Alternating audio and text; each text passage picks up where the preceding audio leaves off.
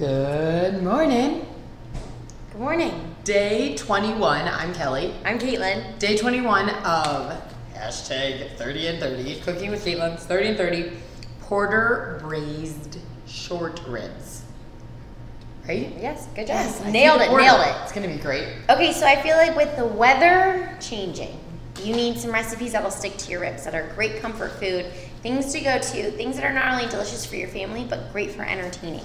So this is a recipe that takes kind of a little bit of time, but so very much worth it. And it's simple. It's simple, delicious. You need time to braise. Semi-fancy. Yeah. And you can doctor it up yet again, however you like. So make it your own. Okay, short ribs. First off, this is what you want to buy at the grocery store. They have a little rib in it, and they usually come in cubes. So essentially, the part that you're going to be eating is just this top portion of meat. Yes. Okay, so I would say 1 short rib per person, maybe 2 per hungry man. Really? Well, they're very rich. But once they cook down. Okay. Well, call me a hungry man. I'll take 2. Okay.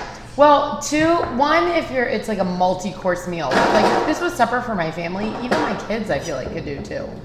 Okay, great. Well, whatever you're into, you know your audience. Maybe. Okay. That's why I have Spanx on up to my armpits. Because you only need 1.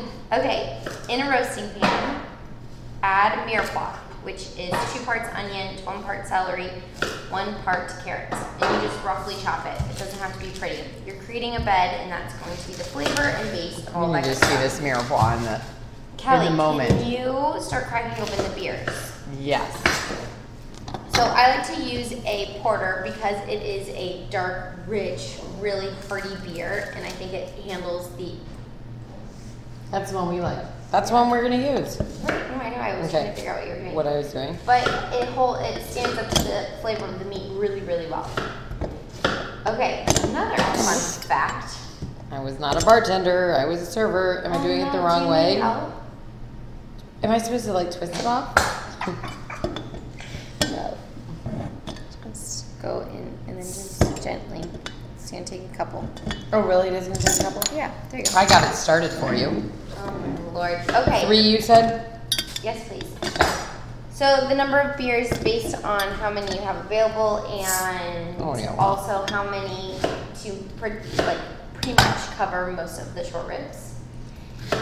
There is a school of thought that you should caramelize the short ribs before, or anything that you braise. So braising is cooking low and slow surrounded by liquids. It's a great cooking method when you're cooking kind of tougher cuts of meat because there's lots of connective tissue and fat in the short rib. So it needs that kind of low and slow to break down and become delicious. So some people feel very strongly about searing it off. And you can walk around and dump it. Okay. So here's your bed of mirepoix, like such. To that, I'll add the short ribs. Okay, so wait, you're talking about the schools of thought, but how do you feel? And then salt and pepper. Well, so this is my thought. Number 1, you're dirty. Here, you can start pouring now. So number 1, you have to, it's like 15 more minutes of prep. Searing it off, getting a nice crust on all the sides of the beef. The thought is that you're searing in the juices of the meat, so it will maintain a juicier texture, but you're surrounding something completely in liquid, so you're not really, there's no chance of you really not having a juicy cut of meat. It's very important, though, after you're finished braising, because all the fat has seeped off, to keep the meat in the liquid, okay? So then just sandwich everything in. I like to put bone side up so that the meat of the short rib is in the beer.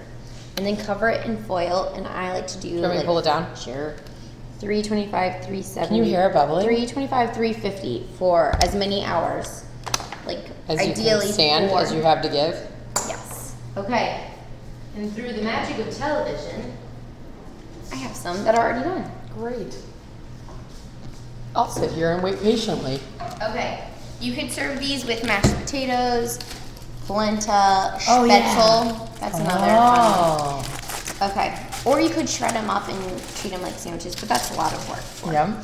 Okay, so this is what they will look like when they're done. Oh.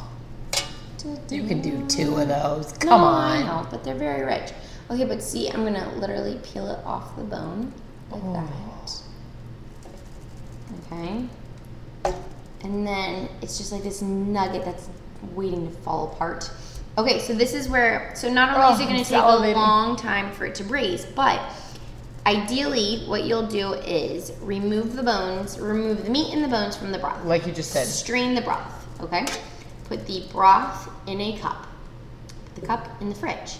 Let it cool until the fat rises to the top and solidifies into a butter-like consistency, okay? Okay. This might take a couple hours.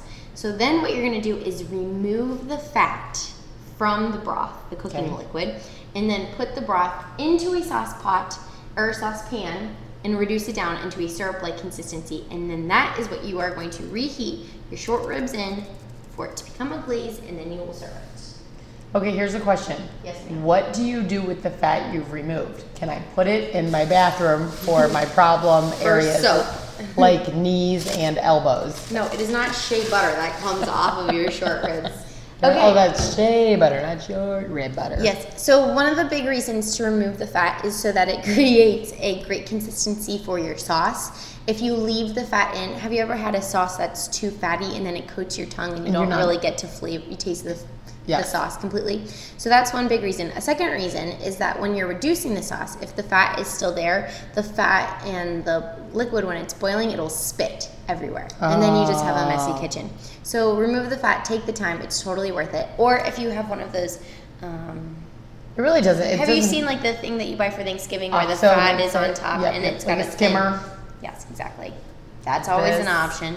So yeah, so that is the finished product. How long are they in the pan? Just to reheat and become juicy again. And glaze. Yum. Also, the veggies that you skim from the juice Yes. are delicious too. I will eat it Is for it quality so control. good? Yeah. We did Awesome. good. Okay, I'm gonna need to turn off the camera so I can be left alone with it. Thank you for tuning in. Come back tomorrow. Lots more delicious recipes coming. Yes, 30 it's and true. 30. It's true. Hey, goodbye, goodbye, goodbye to my shorter. Go. Just